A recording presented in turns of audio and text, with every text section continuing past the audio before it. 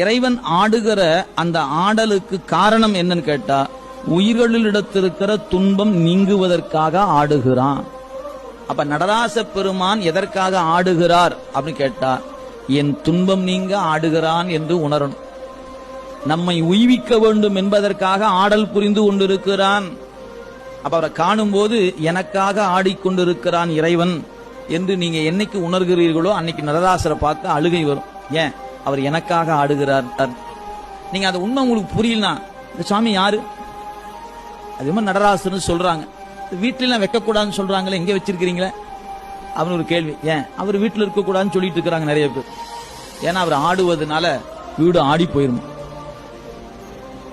என்ன கொடுமை தெரியுமா உங்களுக்கு? இந்த சமய நெறியில் இருக்கவங்களே சொல்லுவாங்க பாருங்க, அது அதை விட கொடுமை. யாரோ ஒருத்தன் தெரியாதுன்னு சொன்னா பரவாயில்ல, நல்லா திருநீர் பூசி ருத்ராட்சத்தையும் போட்டுட்டு இதெல்லாம் வீட்டுல வைக்க கூடாது தெரியுமா பாருங்க. அடக்கும் இந்த கொடுமை எங்க போய் சொல்லுன்னு தெரியல. நடராச பெருமானுடைய ஆடலுக்கு காரணம் நாம் துன்ப நீக்கம் பெற வேண்டும் என்பதற்காக ஆடுகிறான். ஏங்க, நான் எனக்காக ஆடுகிற சாமிய என் வீட்டுல வைக்காம எங்கேயா போய் வைக்கிறது? அவர் யாருக்கோ ஆடினார்னா எங்கேயோ வச்சுக்கன்னு விட்டுடலாம்.